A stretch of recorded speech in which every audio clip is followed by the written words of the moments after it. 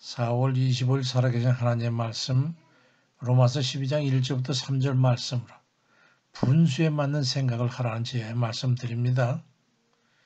누구든지 우리는 선택의 길을 갑니다. 시류를 탄다는 말이 있죠. 그 시대의 풍조나 경향을 따른다는 말이죠. 이완용이라고 하는 구한말 대신이 있었는데 그는 아관 파천을 주도한 자였고 한때는 독립협회 회장을 역임하기도 했지만 그는 양국을 합방해야 한다고 일본에 수차례 권고를 하고 건의를 해가지고 국권 침탈을 하는데 앞장서 추진해가지고 그는 영원한 매국내가 되고 말았습니다. 그는 시류에 민감한 사람이었어요.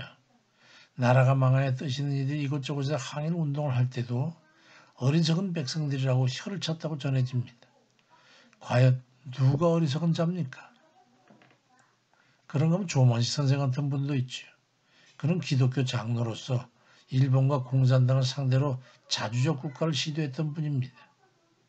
조만식은 내가 죽으면 비석에 두 눈을 그려주시오.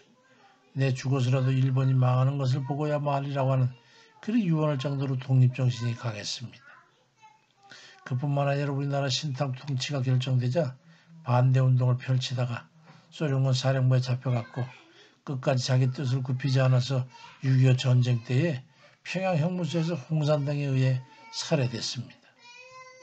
그는 철저한 기독교인으로서 나라를 위해서는 굽힐 수 없는 그런 의기를 가진 분이었지만 교회에서는 자신을 미천한 자로 자인을 하고 교회에 봉사했던 일로 그는 교회사 쪽으로 존경받는 인물이 됐습니다.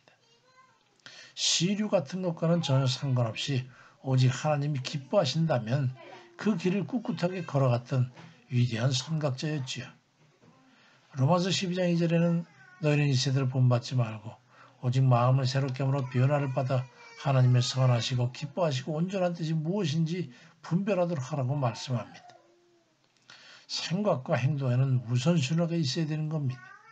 세상 날의 정치와 이념이 우선인가 아니면 영혼의 주제이신 예수 그리스도와 그 뜻이 우선인가 하는 겁니다.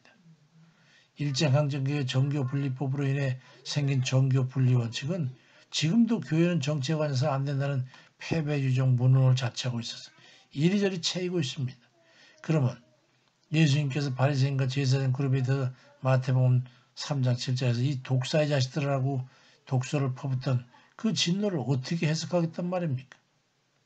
어느 것이 하나님 뜻에 합당한 것일까 하는 것은 무엇에 우선순위를 두고 생각하고 행동하는 것에 달린 문제입니다. 그 어떤 사상이나 주의나 정권이라 할지라도 그것이 복음적이거나 성경적이거나 친교회적이냐 하는 그것에 의해서 그 기준에 의해서 우리의 저항과 거부 또는 아니면 수용과 협력을 결정해야 하는 겁니다. 에베소 6장 12절에도 우리의 실험은 혈과 육을 상대하는 게 아니고 통치자들과 권세들과 이 어둠의 세상 주관자들과 하늘에 있는 악한 영들을 상대함이라고 말씀하지 않습니까? 우리는 주를 위하여 목숨도 바칠 수 있는 사람들이어야 하지 않을까요? 그런데 우리의 신앙 예수 그리스도와 전능하신 하나님을 제한하고 정치에 종속시키려 한다면 그의 동조하고 시류에 편성해서야 되겠습니까? 그런데도 사랑이니 화목이지 않은 미명하에 통치와 권세와 세상 주관자들에게 협력하라고 그런 그들은 도대체 과연 교회가 어려움을 겪고 불같은 시련에 닥치되 어떤 논리를 펼지 참 궁금합니다. 자가당착에 빠져가지고 설교의 내용까지 이래라 저래라 하는 것은 좀 분수에 지나치다고 하겠습니다. 데살로니가 전서 2장 4절에도 오직 하나님께 옳게 여기심을 입어 복음을 위탁받았으니 우리가 이와 같이 말하면 사람을 기쁘게 하려 하며 오직 우리 마음을 감찰하시는 하나님을 기쁘시게 하려 함이라고 말씀합니다.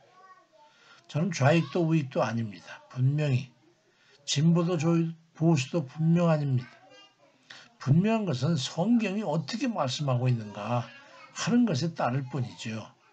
저를 따르라고도 저는 말씀하지 않습니다. 주의 말씀과 성경의 말씀만 진리로 따르라고 말씀드립니다. 한 번이라도 읽고 들어서 구원에 이른다면 저는 저의 기도와 주께 받은 말씀이 헛되지 않다고 생각합니다. 원함이나 의식이 달라 같은 길을 걸을 수 없다면 자기가 옳다고 여기는 길을 가야겠지요. 그렇다고 저까지 그 길을 걸으라고 요구할 일은 아니라고 생각합니다. 부디 주의 말씀대로만 살아가는 그런 이들 되시길 주의 이름으로 축원드립니다. 아멘입니다.